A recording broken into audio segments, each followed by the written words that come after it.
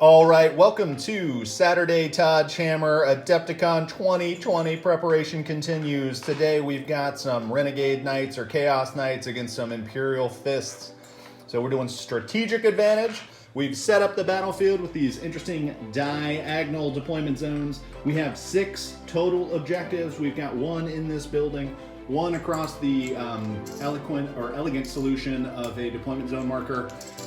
We've got 1 gold coin over there, 1 gold coin there, an objective here, objective there, very symmetrical. Before the game, we did have to pick a key point that was outside of our deployment zones, and those are worth victory points at the end of the game if we control it. If you control your own, that's some points. You control somebody else's, that's another one, more points. Then if you control them both, that's even more points. So a lot of objective stuff, but here is the Imperial Fist objective key point, and here is the Heretic Scum's key point. Not biased at all, I promise.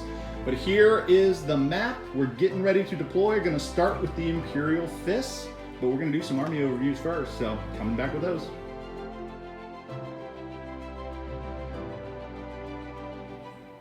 Okay, here we go. Overview of the Forces of Chaos coming today, the Knight Army.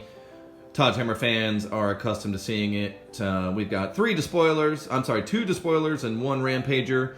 We've got the Nurgle version here with 2 Gatling cannons, Icarus cannon on top. We've got our Rampager, obviously of the Khorne disposition. Our Black Legion Knight here with the 2 rapid-fire battle cannons and the Icarus cannon on top. We finally got our War Dog painted, so we're not having Bullar proxy anymore. And then our old friend, the Lord of Skulls, coming in with his 470 points.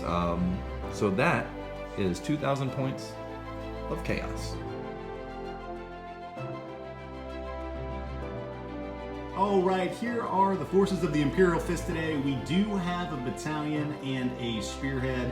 We've gone ahead and spent a couple CP before the game begins. We have the Siegebreaker cohort, and we gave ourselves an extra Warlord trait. Our Warlord's going to be this Primaris Captain. He's going to have the Warlord trait of Indomitable and Hand of Dorn. So before the game, I'm going to roll a D3 and see if I get any CP back, which I'm going to get at least 1. So we're going to be, no net boss in that game. He took the relic of Eye of Hypnot, so he's a lieutenant in 1. That's why he was promoted. So we have a chaplain here, a Phobos captain. He died last game before the game started, so he's eager to just do something. 3 squads of intercessors, 1 unit with bolt rifles, 2 units with stalker pattern bolt rifles. We've got some eliminators with las fusils, my favorite word to say in this game. We've got 3 aggressors with boltstorm gauntlets. We've got some of my actual favorite models, some Centurion Devastators, looking glorious, some suppressors, a baby carrier, or an Invictor pattern warsuit, depending on who you talk to. There he is. And then we've got 2 repulsor executioners, both with the big laser destroyer guns. So here they are. Here are your Imperial Fists. And we're gonna start deploying.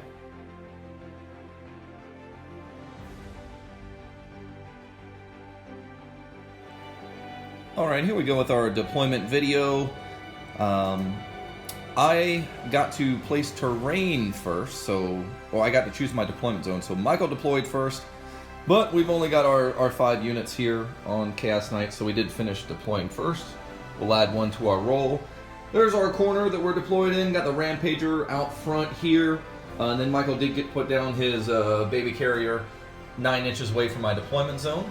And then over on the Fist side, we've got some suppressors up in the skies, and then we've got our bubble of shooty death here, Centurions. The aggressors did make the list, outstanding. So that's how we set up for the Fists. We've got a unit over here on an objective, and then these guys eyeballing that objective. So we are deployed and ready to roll. We'll see who goes first.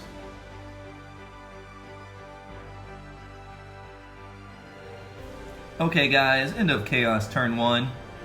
Rampager had an excellent advance move. Feeling really good about our position. Rolled a 6 and a 1 on the charge. We needed to just re-roll that 1 into a 2, and we're there. We re-rolled it and re-rolled a 1. That's happened at least 50% of the time in the game so far. So he looks great until we zoom out a little bit and see what's in front of him after our failed charge. So that could have gone better, but, you know, good learning experience. Overall, we did some good shooting over here. We did take out the convertible dreadnought, and it took good shooting from Lord of Skulls and this gentleman with the War Dog. Didn't really do anything. And then Battle Cannon and the Gatling Cannon did some work on the Centurions. We got 4 of them. We'll remember to take morale. I don't think they need to. Maybe it's a 8 or 9, but we'll do that. No fear. So that's where we stand. End of Chaos turn 1.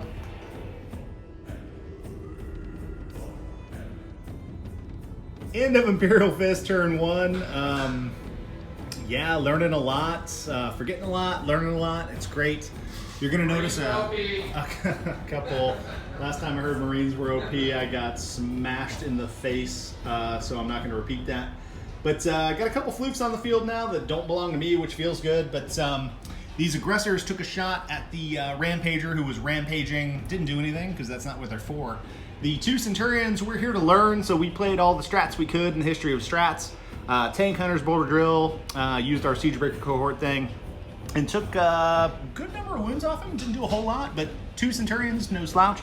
Got to a place where I think we did 9 wounds, and then we had 8 left for these Eliminators with Las Fusils. The Eliminators took a shot and killed the Rampager. Felt good.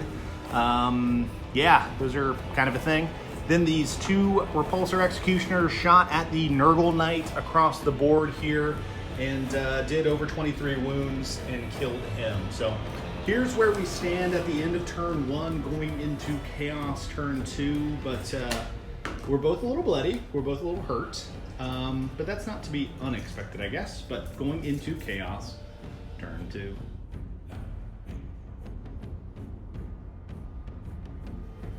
End of Chaos turn 2. Struggle bus a little bit with our 2 dead knights, so we only got 1 VP. We were only on 1 objective to start, so we're trying to move out to some more and see if we can't secure those.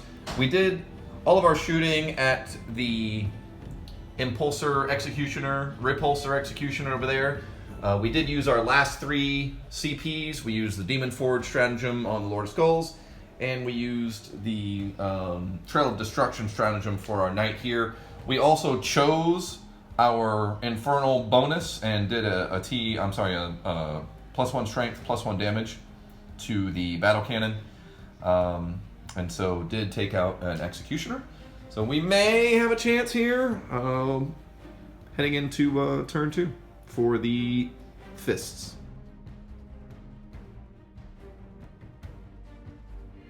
End of Imperial Fist turn 2. Shot at a Lord of Skulls with a Centurion. Don't think we did anything. He's real tough. Shot with the Repulsor Executioner here at the Black Legion Knight over here and did 4 wounds. So not too terrible, but a bit of a standoff phase. We're just feeling each other out. And yeah, we're trying to figure it out, shooting each other. And here we go, Chaos turn 3. We'll talk about points later, but I did get 6 this turn, so here we go, Chaos turn 3.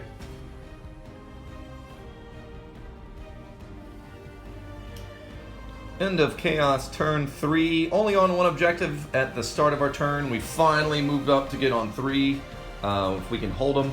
Did some shooting. Lord of Skulls not in range of the Executioner, so we took 4 wounds off of our rapid fire battle cannons. The Chaos Gods did not smile upon us. We rolled for our Infernal bonus and we got movement, which we didn't need.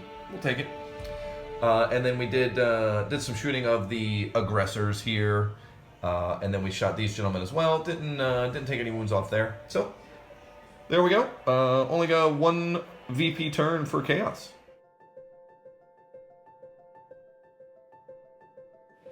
End of Imperial Fist, turn 3, going into 4 here in a second. Suppressors dropped down from the skies, took some shots with some intercessors with soccer bolt rifles at the Black Legion Knight, took some wounds. That was fun and exciting. The Executioner, though, took the glory from the field and finished him off. There's your floof. The suppressors then took a shot, or several shots, I should say, at the Lord of Skulls and took some wounds there. So that was fun and exciting, but we too long, don't read. We killed the Black Legion Knight, and some other guys who weren't in shooting, but we're going into Chaos turn 4 now. We'll talk about points later because there's a lot going on, but yeah, here's how the battlefield stands. Don't forget this little guy over here. And yeah, Chaos turn 4.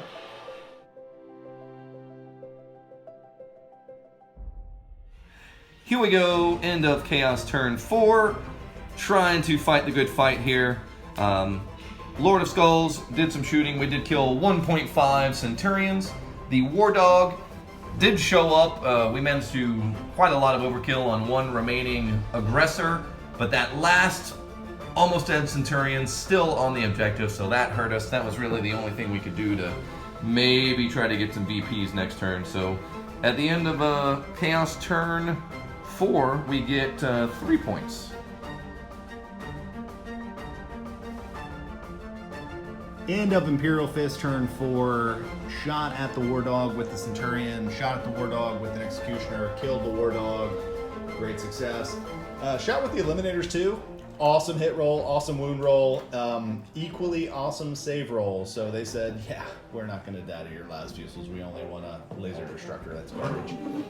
Shot at the Lord of Skulls with the suppressors behind the floof, took 6 wounds, so we now have a Lord of Skulls on the field and some Imperial Fists. So I heard there's going to be a Valiant Last Stand, which is terrifying because it's a Lord of Skulls losing wounds. So here we go into Chaos turn 5.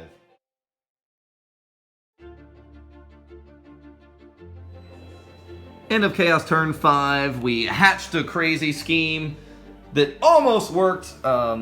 Lord of Skulls, before charging in here, we did do our shooting over there on the remaining Centurion, and we did kill him, so Michael doesn't have his objective covered right now. And then we charged in, made a 9-inch charge on the suppressors, and Lord of Skulls, 12 shots, hitting on 3s, wounding on 2s. We just shot the bed on the wound roll. A couple saved, and we killed 2 of the suppressors. He fought back. It was adorable. But there we go. We're kind of split on that objective, and which didn't work out for us because we really wanted that, because that would have been a kind of a turning point, or we'll call it a moral victory. So anyway, that's what we got for Chaos turn 5.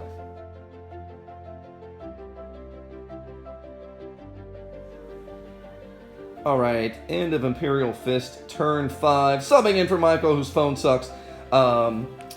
Looked at advance roll over here to try to get the objective. Didn't go his way with the roll, so the captain stayed put.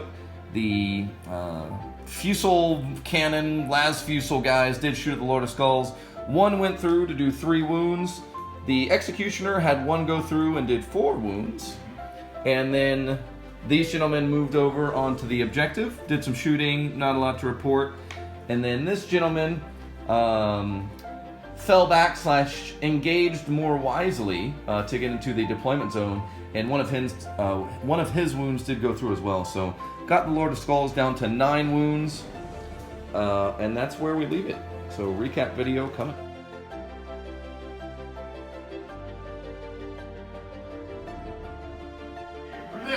End of the battle report for strategic advantage. It is the Space Marines with the advantage today, with a 26-16 victory point margin over the Chaos Knights, which would translate into a 30-10 Adepticon score.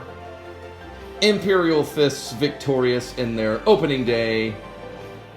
That's what we got.